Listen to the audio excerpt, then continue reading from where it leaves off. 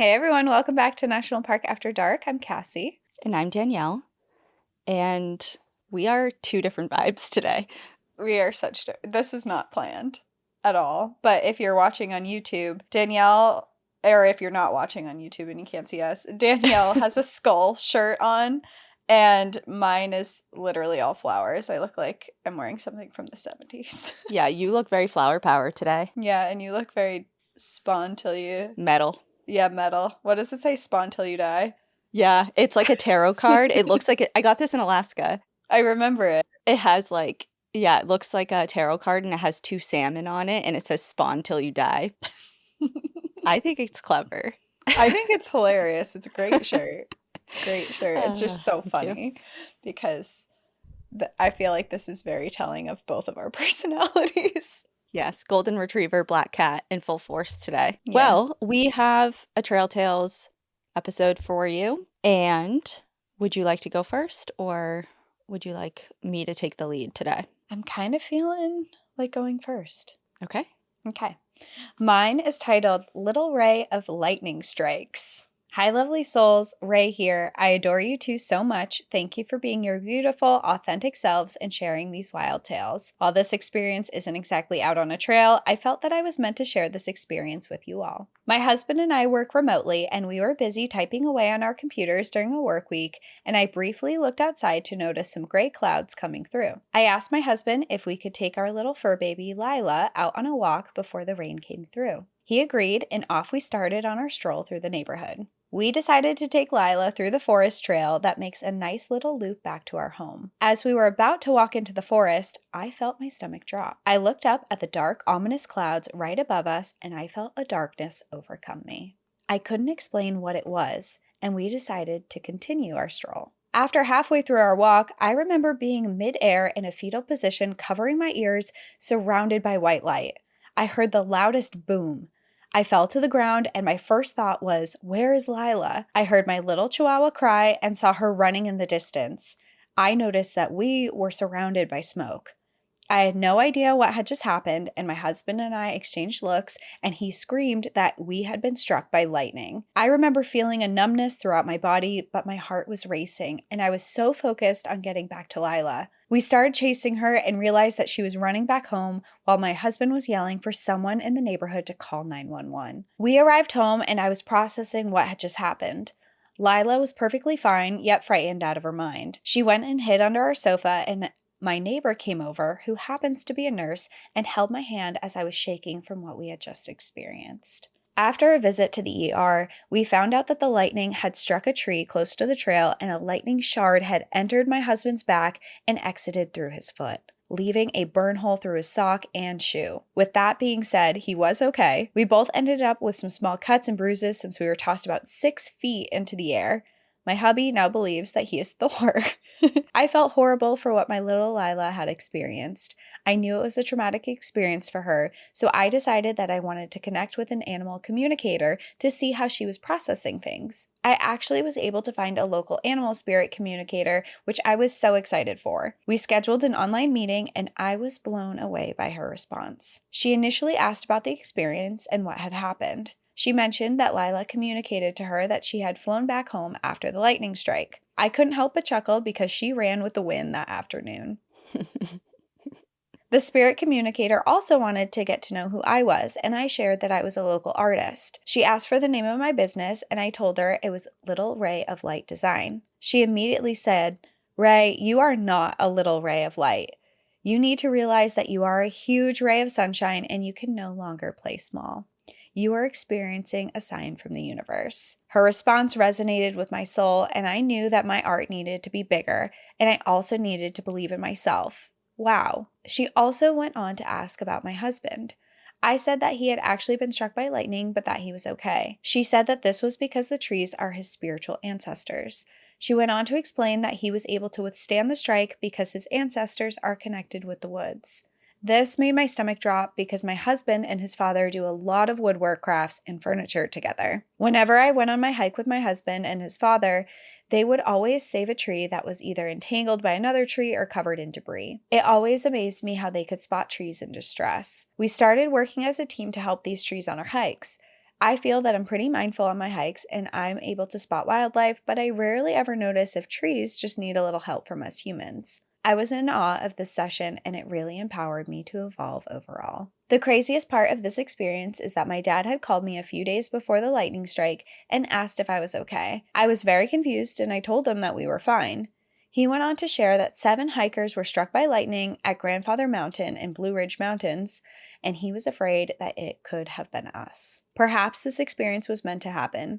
My husband and I still have a fear of thunderstorms and lightning, but I feel empowered to shine a whole lot brighter. Enjoy the view, my dear friends, but watch your back as lightning may strike. Ray. Wow. That story was all over the place. Had a little bit of everything. That story, the fact that your husband got struck by lightning, I'm so happy you guys are okay. And then I think reaching out to an animal communicator is the most wholesome thing I've ever heard in my entire It's life. like, I just want to make sure my dog's okay Yeah. emotionally.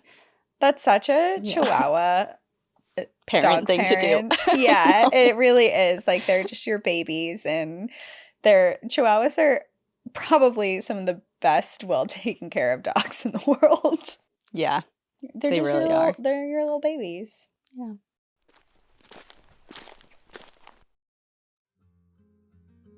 I have got some big news, and I know it feels like we are all inundated with news nowadays, but this is something to be stoked about. You've been hearing Cassie and I talk about AG1 for the last, 3 to 4 years now, but they just went through a major upgrade. AG1's next gen is here. The same single scoop once a day, but now clinically backed and formulated with more upgraded vitamins, minerals, and probiotics. AG1's next gen is now one of the most clinically backed greens powder. They went above and beyond the industry standard in testing and have made a great product even better. I think one of the most flat-falling insults somebody could give you is, "You've changed."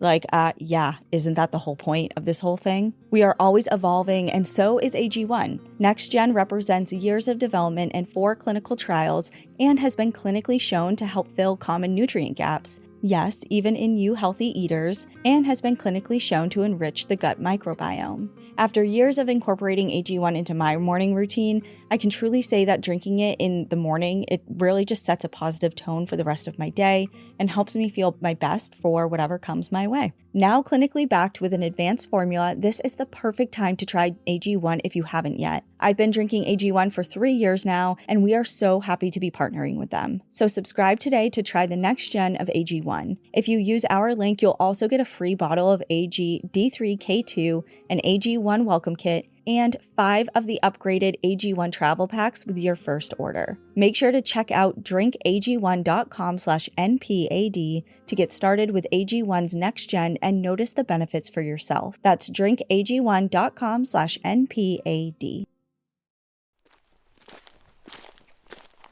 Well, my first story is titled Abandoned Barns and My Attempt to Make a Story Sound Cool. Hi ladies, my name is Isabel and I'm from Central Texas. I love your stories and started listening during the pandemic to get through work.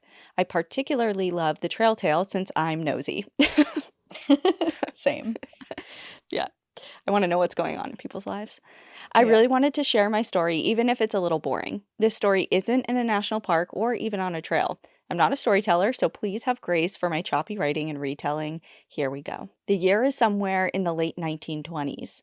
My great-grandfather and his friend are walking from Luleen, Texas to Austin, Texas, which is a walking time of about 16 to 20 hours according to Google. This could be even longer considering major highways were not made yet and the road between these places was just compacted dirt. Along the way, the sun began to set and the start of a big storm was rolling in. My great-grandfather and his friend had to quickly find shelter from the storm, so they ran to the nearest building for cover, which was a rundown barn off the beaten path. With it being nighttime, they felt their way through the barn and bunkered down in some hay to sleep. All night, my great-grandfather fought with insects that kept grazing his face and his neck. Eventually, he was able to sleep through the rolling storm until morning. As the birds chirped and woke up the 2 men, the insects kept grazing my great-grandfather's face and neck. Annoyed, he grasped at his face only to find wispy, white strands of what he initially thought was a spider web. He laid in the hay, inspecting the strands in the early morning sun. He tugged gently on the strand, but it didn't break like a spider web. So, still laying down,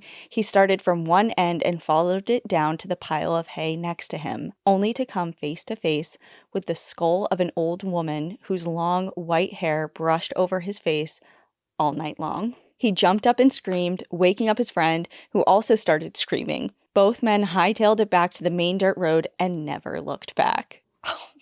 My great-grandfather told his kids this story, who told their kids, who told me and my siblings. I never got any more information than what was passed down from my grandfather. His father may have told him more details to the story, but this is the version that I've been told. I understand why they never told authorities. They were two dark-complexioned, Spanish-speaking men traveling between two predominantly white cities during a very racially divided time. My guess is that the woman passed away in the barn with no close contacts to check on her. At least, this is what I've told myself to try and soothe my unanswered questions. Anyway, hope you both found it somewhat interesting, and I hope others find this treasured family story as a weird little quip to use as a filler in a boring conversation. Enjoy the view and watch out for abandoned barns and mystery spiderwebs. Love, Isabel. Well, it definitely was not a boring story, Isabel. I think one of the things I really loved about that story was that it was passed down from generations to generation. And I know that if you have a family, you will also pass it down. Like, it's fun to have stories that are your own history and from your own family members. And I just thought that that was really fun. I am now officially asking for family lore Yeah. stories, please, because that was fun. Please. That And was I'm fun. now nosy and want to know what Be people's nosy. great-grandparents were up to. Cool. Well, my next story, I'm on a animal theme because my next one is titled Cat Rescues During a Hurricane. Hi, ladies. My name is Curran, and like anyone who writes in, I am a fan of the podcast. I listen to the pod during my daily walks with my almost 1-year-old. As a former National Park Service interpretive ranger, many of your stories not only take me back to parks I've worked in, but are always giving me a laugh as I think about my own trail tales. I would say I just finished listening to Trail Tales 58 about the kitten inside of Yosemite National Park, and it reminded me of a time I rescued a cat in a state park during a hurricane evacuation. After working as a seasonal ranger for the NPS, I worked as a state park ranger in Florida. To set the stage a bit, it was November 2020. I was working at a park just north of West Palm Beach. This park has 2 big campgrounds, and a larger one of the two has about 60 RV sites and then 12 sites in a row for our volunteers. About 2 weeks before this real story begins, campers let their cat named Cheesy out for his evening stroll. Side note, please don't let your animals roam freely in our state and national parks. They always need to be on a leash. Well, for whatever reason, Cheesy went out on an adventure that night and never returned back to the camper. For 2 weeks, staff, visitors, and family kept their eyes out for Cheesy and even extended the family's stay so that they might eventually find their beloved family pet. But no luck. 2 weeks passed with no real sign of the cat. This is a high coyote and bobcat area, so to me it was pretty obvious what Cheesy's fate was. Oh, how wrong I was. 2 weeks later, and we were in the midst of a hurricane watch and had to evacuate all campers and volunteers who resided in RVs. Cheesy's family had left the park in tears. Their kids were heartbroken over the loss. The winds picked up and rain was coming down in the streets when one of my volunteers called me to tell me that earlier that morning they saw what they thought was a cat running under the RV, and now they could hear very faint meows. I thought there's no way. But okay, I guess I'll take a look. I crawl under her RV, and sure enough, tucked up in the engine block was a fluffy gray tabby looking absolutely terrified. Holy crap! Cheesy is alive and a hurricane is coming. Cheesy was just out of reach. My house was too far away to run and grab a can of cat food, but luckily the same volunteer who was unknowingly housing the cat under the home had a can of tuna on standby. At this point, her husband is under the RV with me, using his long arms to reach for Cheesy. A volunteer is standing at my car ready to open the door and shut it for me. And oh yeah, about 20 people have now gathered around to witness the rescue. Arms stretched as long as he can get, he gets the can of tuna as close to Cheesy as we can. He brings his head down ever so slightly to grab a nibble, and that's when I grab him so tightly there is no getting away. I rolled out from under the RV with the cat in my arms and ran through the elements to my car. Another volunteer opened the door and shut it behind me. Cheesy didn't squirm or show any indication of wanting to run. Instead, purrs began as he clung to me. That poor cat had been out for 2 weeks. I called the owners, who happened to be only 20 minutes away, so they came back right away. While we waited, I just sat with the kitty in my car. When I handed Cheesy back to his mom, I just smiled. So much of me wanted to remind her of why we don't let our animals roam freely, but with tears in her eyes, I knew those past 2 weeks had been hell for her, and it would likely be the lesson she learned in the hard way. So that's my long-winded story of a cat rescue during a hurricane, and a story to serve as a reminder that if you bring your animals to parks, national or state, please follow the posted animal rules. Cheesy. What a good name. Cheesy. That's such a You good know name. one of I'm those adding that kids to my named. list of. I would name a cat Cheesy, and it would Yeah, be you would. orange, and it would be really fluffy. Well, no one's stopping you. You keep saying you're going to get these animals, and you have, you're I'm like stopping me. free adult you're a grown up with a home I that you know. own. I know. Al and I have been looking at cats recently, but he's so bad because I sent him a screenshot of these 4 kittens that are at a rescue place. They're not ready yet, but they will be in like 4 weeks. And I sent him a screenshot. There was 4 of them, and he's like, "Yes, all 4." I'm like, "No, someone needs to." Okay, no. I have to be the one to rein it in, which is not normal, but I don't know. We travel so much; it's hard. You have 2 dogs. It's hard to. I know. I have 2 dogs, but we have 2 babysitters because both of our parents agree to watch them. I don't know if we could convince them to also add in a cat. Yeah. And the cat would have to be a traveling cat. Good with it'd being have to be an shuffled adventure around. kitty. For sure. Yeah. Or I'd have to find someone to come to the house. I don't love the idea of leaving my cat alone in the house with with people who come like once every other day to feed and say hi. I just don't think that's very fair for the cat. I understand it's easy, but I would just feel bad. And I know the cat would be fine, but I just feel bad for them socially to do that. Yeah. It feels like you have a lot of roadblocks. Maybe, yeah. Cheesy is in the future for sure, but not maybe now. Yeah. A big That fluffy story reminded cat me named of Cheesy. Sorry, what? Nothing. Go ahead. We talked at the literal same time, so I couldn't hear you at all. I was just saying that I would have a giant fluffy cat named Cheesy. Oh, okay, yeah. We went up for that. It was very unimportant. What the hell was I gonna say? Oh, right. That story reminded me of the one I did now years ago, like at least 2 years ago. It was a bonus story about Jade, the dog Jade in Yellowstone that was lost for like months in the park after a car accident. And this dog got out. Her name was Jade, and she survived in Yellowstone for months. And the story was really cool. I read a book about it, and it was heartwarming. It was a really interesting, heartwarming story. Yeah, and then that would be devastating to have like a bad ending to that. But when I tell you the pit in my stomach when I think about my dog now getting out and like running away and getting lost, it makes me physically sick. Like when people are like, oh, they hear a story about something and they're like, oh, I feel sick. That in particular, that type of story, really, I understand that feeling. I don't know what it is. I just, because so much could go wrong, Yeah.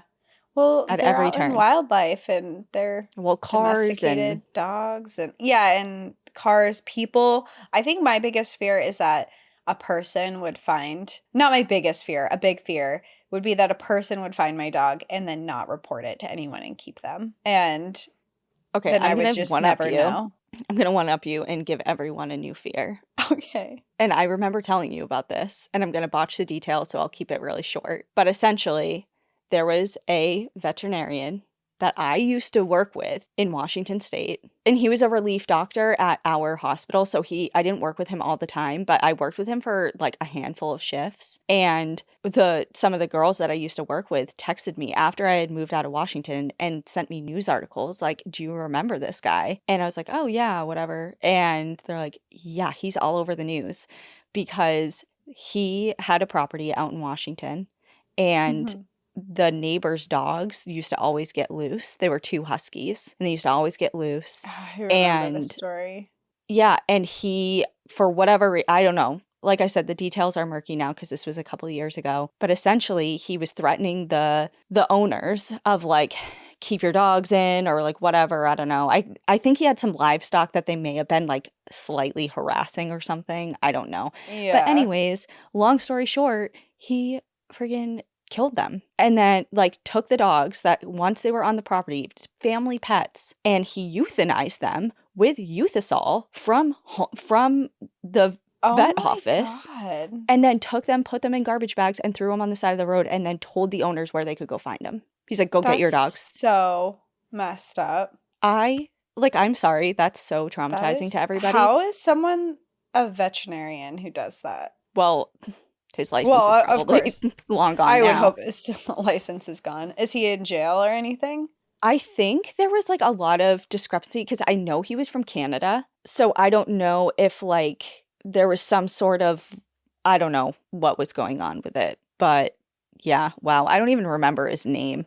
But I'm sure you have enough That's details now to so like fucked look it up up. if you want. It was the story that like I couldn't even believe was real, especially because I worked with him and I was his tech a few times. And I remember Yeah. people always were like, this guy's kind of weird. And I kind of give him a pass because I was like, yeah, he seems strange, but he was really into like falconry and he had a bunch of birds of prey and stuff at his property. And like he was just into things that I think the normal person would be like, that kind of feels like an oddball thing, Yeah. like a niche thing or whatever. But I'm like, I don't know. I don't get like killer vibes from him or anything. And I was wrong.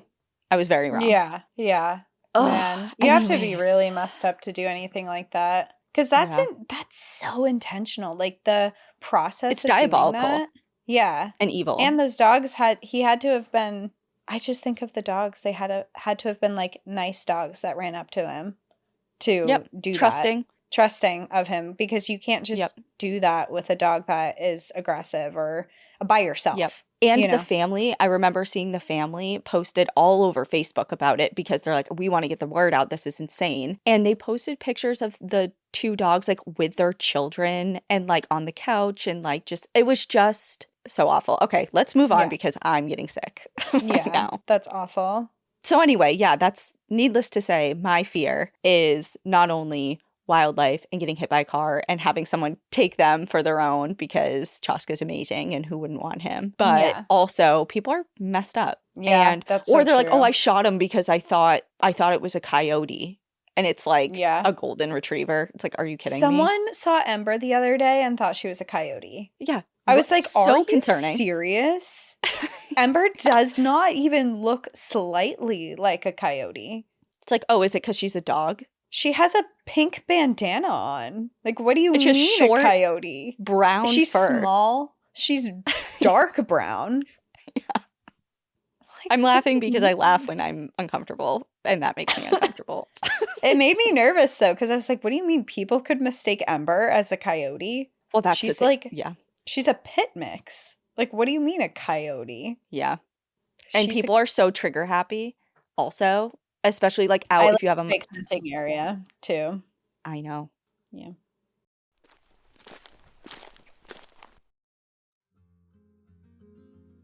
Let me ask you something. When's the last time you tried something completely new? This summer or fall, if you're looking for an amazing place to adventure, go to Moab, Utah. Yes, of course, there are the two iconic national parks that I love, Arches and Canyonlands, but that's just the beginning. Moab is packed with incredible adventures that you might not even know about. Here's the move. Go with a guide. Seriously, try rafting the Colorado River, whether it's a fun half-day trip on the Daily or a full multi-day journey through Cataract Canyon, or there's lots of rock climbing, canyoneering, mountain biking, even horseback riding. There's truly something for every comfort level. And at night, man, are the stars amazing. Moab is a certified international dark sky community surrounded by dark sky parks. Some of my favorite nights camping under the stars have been in Moab, and you have to try it.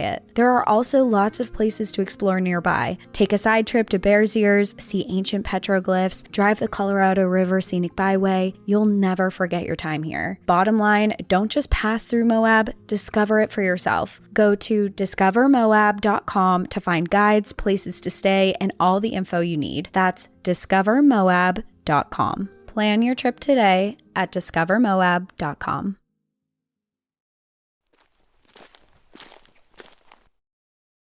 Okay, all right.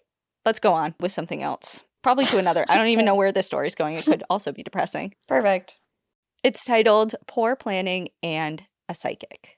A year ago, I found your podcast and was listening to your episode on the night of the Grizzlies as I drove towards the Black Balsam in Pisgah National Forest, North Carolina, for my first solo backpacking trip. We were going to do one night, maybe two, just to get our feet wet, so to speak. Kova, my giant schnauzer, who was 3 years old and 85 pounds at the time, was riding along quietly in the back seat. I had decided on this trip last minute and was nervous but excited. The trip was, in short, a memorable experience.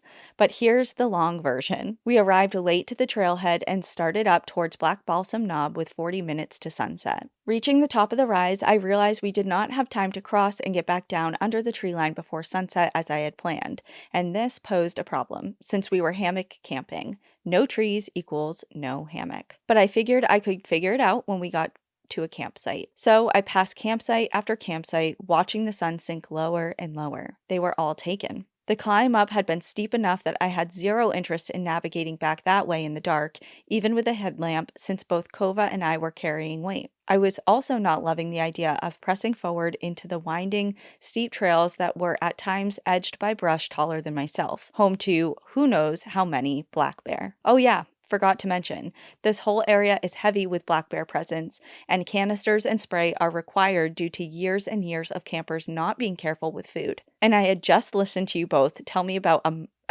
murdery bears for several hours.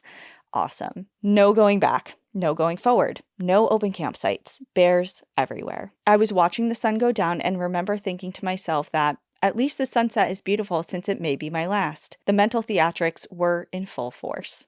Anyways, since I knew right, it's like, okay. Anyways, since I knew my father would follow me into the afterlife to deliver the dressing down I absolutely deserve for this show of exceptionally poor planning, I decided death was not an option and told my inner princess to shut the hell up and let me work. I found a few particularly tall, thin bushes and managed to string up my hammock shelter so we were sheltered from the wind. I threw down the hammock as a tent floor, set up lanterns, and then took Kova's pack and my bear canister down the trail to stash until morning. Then I crawled into our makeshift shelter with Kova and hunkered down for the night with a degree of self-satisfaction since I had rigged what I felt was a passable shelter. I had to get up once and put my backup fleece on Kova and tuck him under the blanket since condensation was building and temps were dropping. The shelter was now feeling less satisfactory, but thanks to our combined body heat and my single brain cell having considered packing layers, I did not end up with hypothermia. And then at 4 a.m., I was woken up by the sound of growling. Very close, very loud rumbling noises, which I was absolutely not about to investigate.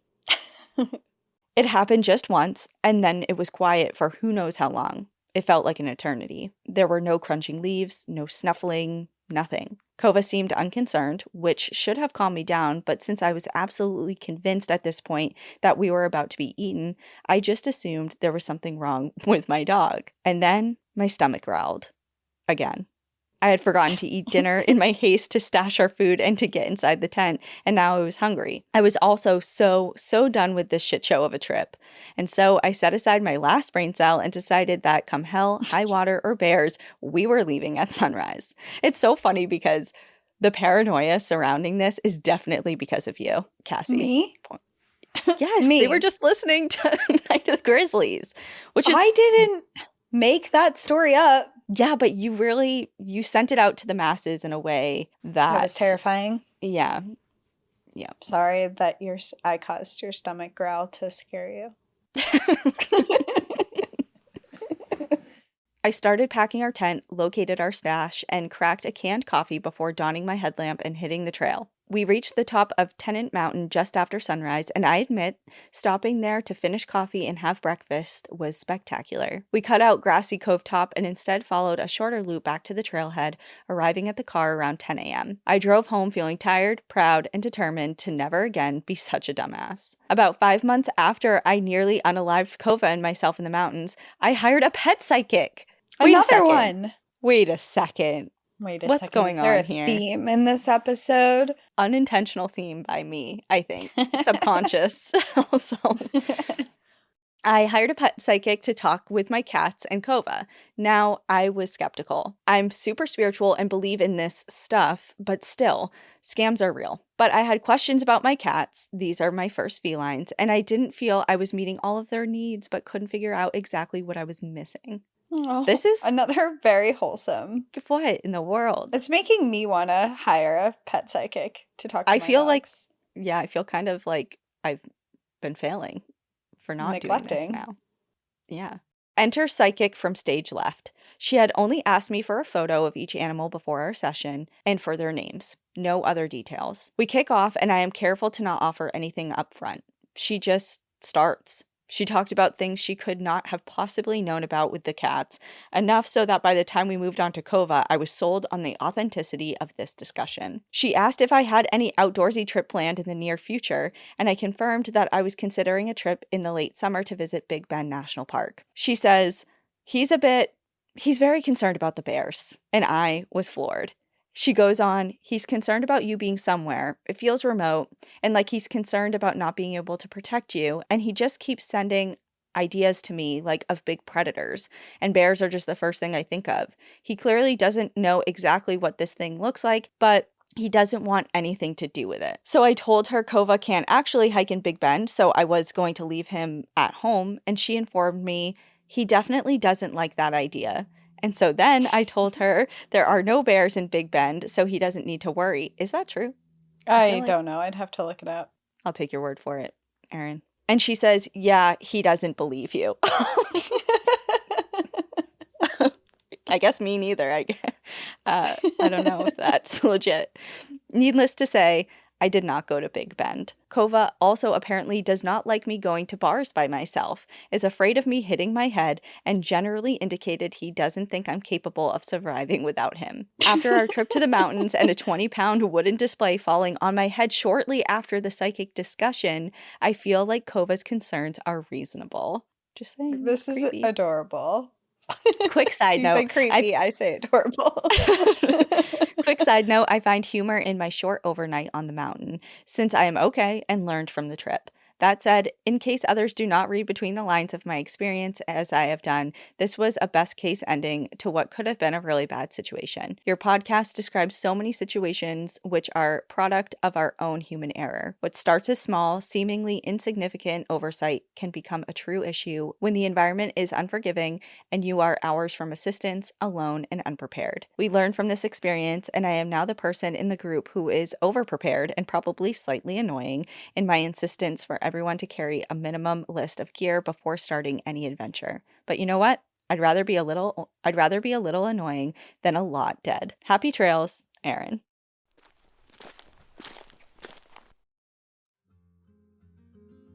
Excuses are very 2024, so let's stop making them, especially when it comes to booking doctor appointments. I get it, it can be daunting, especially if you need to find a new provider. The scheduling, the figuring out in-network availability, making sure the doctor is legit, it's not always easy, but with ZocDoc, it can be. ZocDoc is a free app and website where you can search and compare high-quality in-network doctors and click to instantly book an appointment. Whatever type of provider you need to see, a dentist, a gynecologist, a mental health professional, a primary care physician, ZocDoc has over 100,000 doctors across every specialty available. Huge bonus, you can filter for in-network providers, those that are highly rated by verified patients, and are in your area. Once you find a doctor that checks all of your boxes, you can see their actual appointment openings, select a time that works for you, and click to instantly book a visit. And appointments made through ZocDoc happen fast, typically within just 24 to 72 hours, and you can even score some same-day appointments, and I did just that last week. I procrastinated on booking my annual physical because I was dragging my feet about finding a new doctor since moving to Maine, but I just zipped over to ZocDoc, plugged in my parameters, and got scheduled that same afternoon. So stop putting off those doctor appointments and go to ZocDoc.com/NPAD to find and instantly book a top-rated doctor today. That's ZocDoc.com/NPAD. ZocDoc.com/NPAD.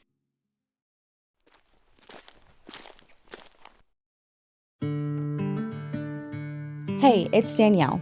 We know you love stories about little-known history, adventure, and the great outdoors, so we want to recommend another show you have to check out. It's called The Explorers Podcast, and I've been totally hooked. Host Matt Breen dives deep into the epic and often extreme stories of history's greatest, and sometimes not so great, explorers. We're talking everything from polar survival with Shackleton, to the madness of Magellan's voyage around the globe, to explorers lost in jungles, deserts, and frozen wastelands. It's immersive, it's intense, and it feels like you're right there on the expedition. What I love is that Matt doesn't rush these stories. Some episodes are a quick 30 minutes, and others are multi-part sagas. But every single one is a gripping look at the lengths people will go to push beyond the edge of the map. So if you're into dangerous treks, strange history, and people who've risked it all to chart the unknown, go listen to the Explorers Podcast wherever you get your podcasts.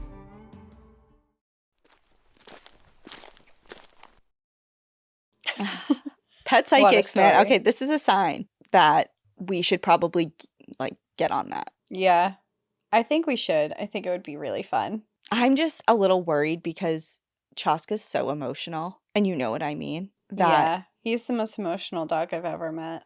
Yeah, it's kind of odd. It's kind of strange. And it's not even like, oh no, like I'm in tap with him because he's like the best dog because he's mine. It's like not even that. No, like I know. Everyone that knows him knows that. I mean, Blue wasn't like that. Of course, I'm like, oh yeah, like I love Blue. Blue had like one emotion though, and that was happy. Blue had one brain cell for sure, and it was focused on being happy. It was perfect brain cell though. It was the most perfect brain cell to ever have been in existence. But yeah, I don't know, something about Chaska. I'm just worried that like he's going to be like, I'm sad, and I'm not going to know what to do. But maybe if he is sad, he can communicate what he wants you to do. I feel like I do a lot. Like, you know, it's like I'm giving all that I have to give. Yeah.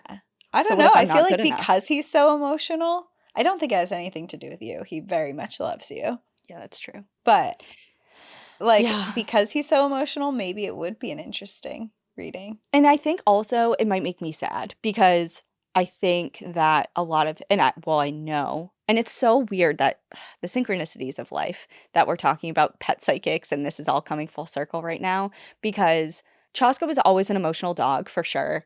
But when Ian passed away, which when this is released on May 8th will be his 3-year death anniversary, something flipped in Chaska and he became kind of a different dog. He ate through my drywall 4 times. Anytime I was a prisoner of my own home for a really long time because anytime I would leave, and I'd had Chaska for 8 years before this. 7-8 years before I even met Ian, and he was always fine. And the second I left after Ian died, he literally broke his teeth trying to eat through the wall to get out of the house 4 times because he was just so emotionally distraught and destroyed and stressed, and he would just panic. Like he's on anti-anxiety meds now. Like he just something like snapped in him, and I'm just like really afraid to hear from him directly. It's like I already know, and I don't know if I want to know through a psychic. It's like if you want to tell me things that are maybe nice, I'll listen. I don't know. I'd be down for like it, you don't want the confirmation of something that you already know. Yeah, that's really hard. Yeah, but I feel like if you were to do it with Tucker or Ember, I would love to hear their experience and their thoughts. Yeah. I feel like Tucker would just talk about chicken the whole time, and Ember... Why? Ember feels... He just loves chicken, like it's his favorite food. Like, he lives for chicken, which is kind of sad because he recently got diagnosed with very early stage kidney disease, and his doctor told him he can't have chicken anymore. Or very limited chicken. So how much chicken was he intake? What was his chicken intake before? His chicken intake was ridiculous. He will only eat his dinner if there's chicken in it. Okay, so you would have to give him actual cooked chicken, unseasoned cooked chicken, and put it into his bowl. And he'll eat his kibble if there's chicken on top of it. But if there's not chicken on top of it, he will not touch it. And not even just wait it out. We tried waiting it out, and it was 4 days, and he still was refusing to eat. And we're like, okay, well, we have to feed him. So yeah, chicken. It's chicken or death. So have you tried I don't know, like a chicken topper, like flavoring. You know how they Yeah, have like so toppers and what stuff like she that? recommended is doing like a low sodium chicken broth on top. Yeah, Um, he's gonna know. he's gonna know. So what I was thinking is that I would do white rice and then put a low sodium chicken broth like soaked in the white Oh, rice right. and put it on top. So I can so I can trick him. I could chicken trick him. I could chicken trick him. Yeah. But I would be interested to hear from Ember because I don't know her first few weeks of life. I feel like Mhm. Ember is a little bit more of a like enigma, I guess, in her Like a emotions. mystery. But yeah, she's kind of a mystery, but there's some things about her that I would be interested to know. Like one theory I have for her is she was from Southern Texas and she was born in March Mhm. and she is not afraid of weather or thunderstorms, lightning, anything, any type of weather. She is fine being outside. She does not care at all. And I kind of think that she was like this tiny little baby. They found her at 6 weeks old running around by herself without any siblings or a mom or anything like that. And I kind of think she had just been out on her own during hurricane season in Mm. Texas. And I would be curious if that was something that was brought up. Yeah, she's like, I have weathered all storms. Yeah, she And does not care. No yeah. matter the weather, does not matter. She wants to be outside. I'm like, well, you live here in the house, Yeah, it's but like we this is can your go. home actually. And we stay inside during storms now. Yeah.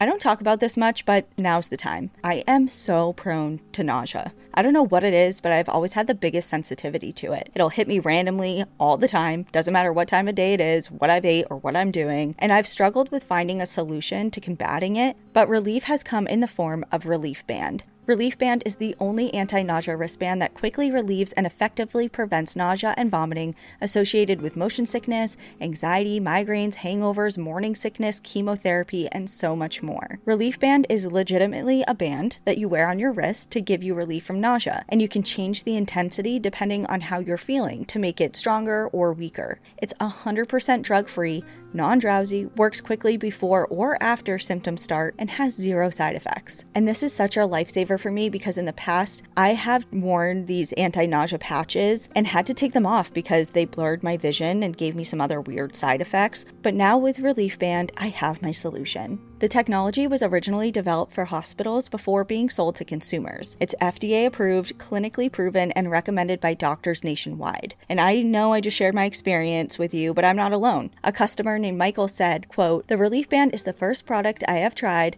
that eliminated the nausea of motion sickness. I've tried the pills, the patch, the pressure bands. None of those products have worked for me as well as the Relief Band." So, if you want to cure your nausea problem fast, join the hundreds of thousands of people who are nausea-free with Relief Band. Right now, we've got an exclusive offer just for National Park After Dark listeners. If you go to reliefband.com and use promo code NPAD, you'll receive 20% off plus free shipping. So head to reliefband.com and use our promo code NPAD for 20% off plus free shipping. Well, to keep the theme going, my next story is titled Dream Premonitions and Protective Birds. Actually, I see what you're seeing, and I think it says burb. It says burbs, but then it talks about birds. Yeah, What's a burb? What's a burb? I thought it was a typo. Sorry. You know what this reminds me? I had to double check when I saw that. I'm like, did Courtney write this? Remember Courtney? Yeah. And she would always say burb, like when she was talking Yeah. about birds. Yeah. I think it's that. It's not that it's Courtney, but I think that's like saying sorry. it in like a dream premonition and protective verbs. Yes. I think it's a typo. It's not. Whatever. All right. Well, we're talking You about tell me, birds whoever- or burbs. Okay, I'm feeling silly today. Okay, It's go the ahead. shirt. Yours or mine? Both.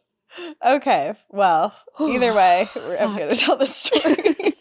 Don't even, if there's a pet psychic in here, if there's a burb psychic, I'm going to lose it. It's like we're ending the episode immediately. Okay. Hi, guys. I've been listening to the podcast for a few years now and love how thoughtful and informative every episode is. I know all who listen are all very appreciative of all the hard work, research, and passion y'all bring into the podcast.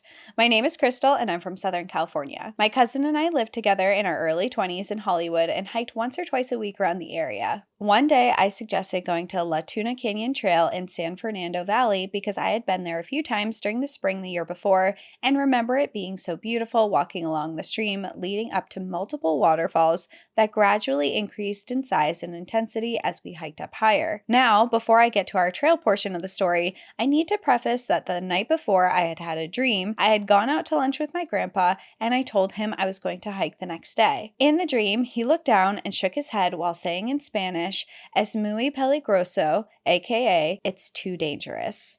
I rolled my eyes and told him we hike in these areas all the time. I woke up annoyed and confused because that's totally something my grandpa and grandma would say because they're very cautious people, but continued on with my day. We arrived to the trail and made our way down from the parking area, which was unusually empty for the time of day. We went down the short trail to where the stream flows to get onto the main trail. As we got there, we started climbing up the rocks and the trickle of the stream lightly falling down. Once we got up to that point, we were right on the edge of the entrance for the main trail, and we got a really eerie feeling. First off, we were surrounded by crows. Second off, the trail looked like an overgrown tunnel with the trees looming and creating shadows. We stopped and the crows started yelling at us. When I say yelling, I mean cawing, but it felt like they were all yelling at us. They surrounded the entrance and the nearby trees close to where we were standing and cawed so overwhelmingly loud that we could barely hear each other talk. We looked at each other and my cousin asked, "Do you think we should go somewhere else? This feels weird." And I immediately said yes. That was not the way I remembered this trail, and it felt scary. We started making our way back down and up back to the parking lot. The whole time we were walking away, 2 crows followed us all the way back to the parking area and waited until we got in the car before heading back. I couldn't help but feel like they were warning us and trying to tell us to go back. And the fact that 2 of them followed us and waited until we got back in our car to head back made me feel like it was confirmation that they were trying to protect us from something. I had never experienced something so unusual and creepy. It felt like a horror film, but I'm glad we didn't continue to find out what was beyond that trail. I truly believe my dream was the first warning,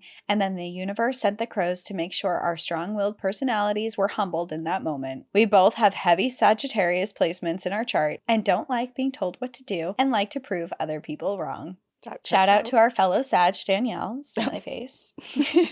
We ended up going to another trail that had the complete opposite feel and that we've been to many, many times before, full of dogs and people. What do you guys think that was all about? Maybe a predator, mountain lion, or a creepy person lurking around?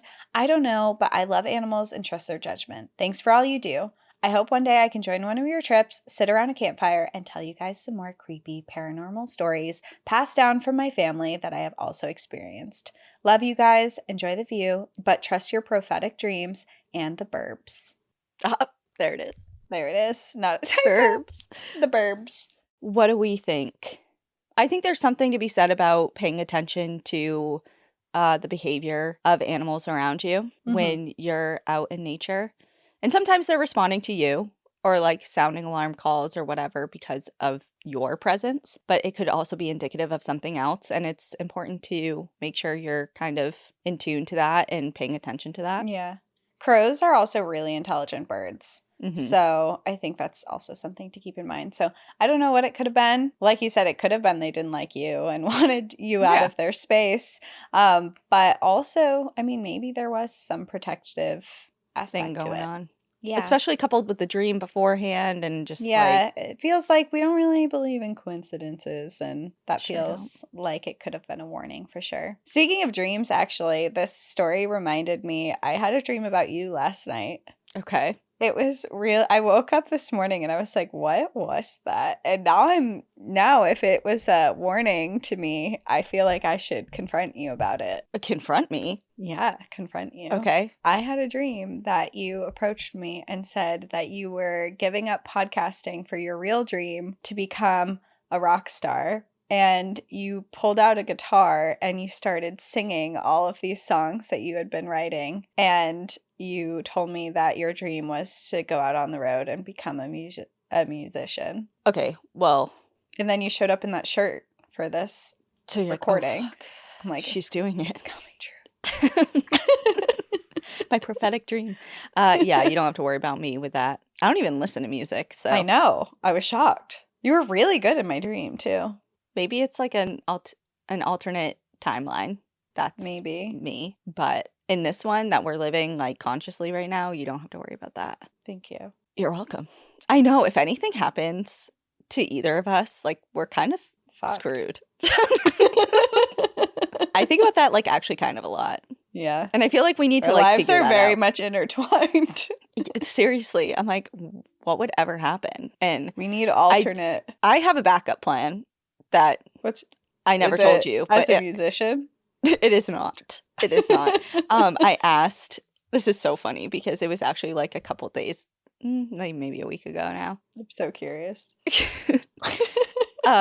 Something I don't know what happened, but oh yeah, me and Jeff were talking about some like wholesome things or whatever, and he was like, just so you know, me, Wes, and Mike would each give a kidney to Cassie if she ever needed it. And I'm like, well, That's she's so nice. I'm like, well, I she's have already one. taken 2 people, so that's kind of selfish. And I'm like, but that's nice to know. And then like, I don't know, it just like devolved from there of being like, what would I ever do? Like if Cassie, like something happened to Cassie. Yeah. And I was like, would you guys adopt me? Like, could I be absorbed into Tooth and Claw in some sort of way? Like, could I be the 4th host? Yeah, like, or something. Like, just adopt me in some way. Like, work for you guys. And I think he might have said no. So maybe it's not a backup plan. But I've been thinking about it, is my point. Okay. All right. So I you mean, should it's probably not a think about bad thing. I mean, you should have a backup plan, I guess. And I'm not saying just me. Like, I could go before you. Yeah. No, I know. Now I'm like, Which I think I might. you think you're going to die before me? Yeah. Why? I don't know. I just feel like I am. Really? Yeah. I feel like you're long for this world. I do too. My mom told me, so backstory if you're like new to the podcast, but I have almost died very many times in my life. I've had 2 kidney transplants and I've had countless surgeries and I'm still kicking. But Still doing well. Still doing well. My health is great right now. But my mom, when I was a kid, when I was or a baby, I think, when I was first born, I had to have a lot of surgeries to live. And my mom was in the hospital with me for months and months at a time. And she saw a psychic who told her that she sees me as an old woman one day. And I've always kind of like held that in my pocket a little bit and been like, okay, well, I have some shit to go through for sure. This world has some pretty rough plans for me, but I do think that I will be here for a while. Yeah. I think it's also because I can very much envision you as an older woman. You know what I mean? Like some people I'm like, I don't know if I can see that, but for you, like I see it like so For clearly. me. Am I cute? Yeah. Yeah. Thank you. You're welcome. That's all I needed. Me and that psychic, we know. Anyway. Well, I would really appreciate if you would hang for a while too. I'm freaking trying. Doing my best. I would really appreciate if I know you have otherworldly aspirations, but I would appreciate if you stayed in this one for quite a while. Okay, yeah. I have commitments here and I do follow through with my commitments. So lucky for you. Lucky for me. Yeah. Okay. Anyway, my last story is titled Fear and Adventure in Widowhood. I'm a relatively new listener. The first episode I listened to was the one on Port Chicago, and I've been hooked ever since. I love hearing all the stories you guys share and getting to learn so much about the things no one else tells you about. I also think it's really fun to hear listeners' trail tales. I didn't really think that I had any to share until today when a conversation with my husband, Josh, last night sparked something. 8 years ago, I was in a very different place in life. I was married previously, and in September of 2016, I found myself a widow at 31 years old. My late husband Mike passed tragically in a motorcycle accident at 36. That first year was a dark place I never knew I could find myself in. I had never been scared of trying new things, but anxiety found its way into my life in lots of ways, and even some that I still deal with today. Josh had asked me last night if I ever still think of Mike, and while I do, it's usually in stories that come up here and there. While listening to NPAD this morning on the way to work, it made me think of one that happened just over a year after Mike died. So back to the being scared of trying new things thing. Some good friends of mine love kayaking rivers. I did not grow up in or around water. I mostly grew up in the desert, so this was definitely new and now sounded very scary.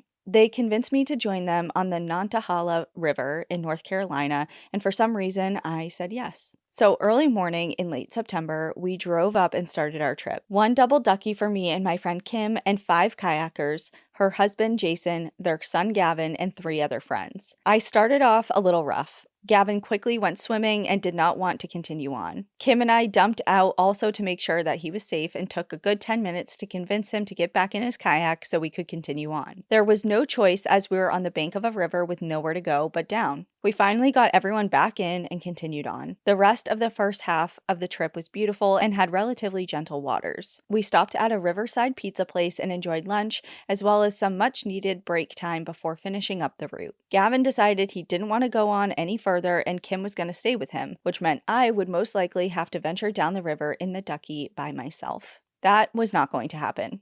I was still having fun, but only because Kim was with me and knew what she was doing. So I was out. Even though I felt like that was the right decision, I was still disappointed to not complete the route that day. But then we realized we had to turn the Ducky in at the end, so Jason decided he would leave his kayak with Kim and Jason and take the Ducky down and offered to have me go with him so I could finish the river. Yes, off we went. The final part of this river route is a class 3 rapid that can definitely turn your boat over and off you swim. As we were getting close to it, Jason started giving me more direct tasks of where we were going to go over the rapid and how to paddle through it. You can hear the water getting louder and louder and see lots of people standing off to the side watching others go over the rapids, and also people watching to help you get out if you needed it. I felt the nerves growing, but also the excitement. Before I could really get caught up in my head, we were going through the rapids and over we went, and no swimming for me.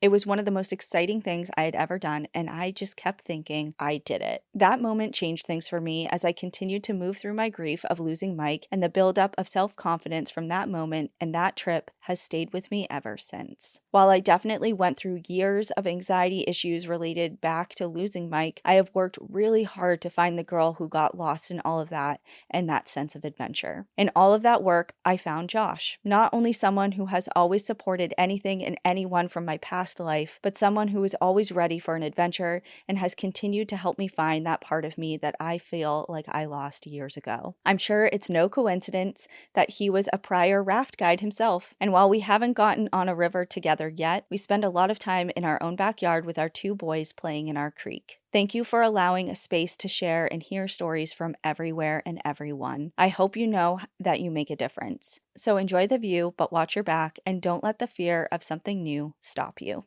Allison. I love that story. Me too. That was really fun. And it kind of, the whole time I was reminiscing on some like whitewater stories that we have had too. And Me too. it's just, it's a fun adventure and it's different if it's not something that you normally do. When we were in Banff, do you remember what class that was? 2? Yeah, or 2 or class 3? 3, I think. Yeah, I'm trying to like Yeah. mentally see what she was seeing. But Yeah. especially for someone who's never done that and then all of a sudden it's like we're going. It's like you're in it now. You're in it. But yeah, I don't know. I like the sentiment of that, and you know, just because I can personally relate to that too, and like trying to find yourself again after Mhm. a loss or a big change or some trauma that you Yeah. may have experienced, and trying to like, you're never going to get back because like you're not that person before or anymore, you're changed, but like trying to like rebuild and Mhm. get And parts find of your yourself. Yeah. the new person that you are. Yeah, and it takes a lot of freaking work, so I really appreciated the way that she worded that, and good for her. Well, thank Was you that it? everyone for hanging out. Yeah, that was it. Those are all our stories for today, except we do have 2 additional ones that we will have on our Outsiders Only on Apple subscribers or Patreon, so you can hang out with us there. My story is titled Caught with My Pants Down. And mine is titled Bears Are Just Big Dogs, right? Right. Maybe. Well, We'll see. Thank you everyone for tuning in. We will see you next time. In the meantime, enjoy the view. But watch your back. Bye everyone. Bye. Thank you for joining us again this week. If you have a trail tale of your own you'd like to share, you can write to us at npadstories@gmail.com or visit our website at npadpodcast.com. Bonus Trail Tales and content are available to Patreon members and Apple subscribers. Follow the show on Instagram, TikTok, Facebook, and X at National Park After Dark. And if you prefer to watch our episodes, you can find us on YouTube at National Park After Dark. And as always, if you enjoy the show, please take a moment to rate, review, and subscribe wherever you listen to podcasts.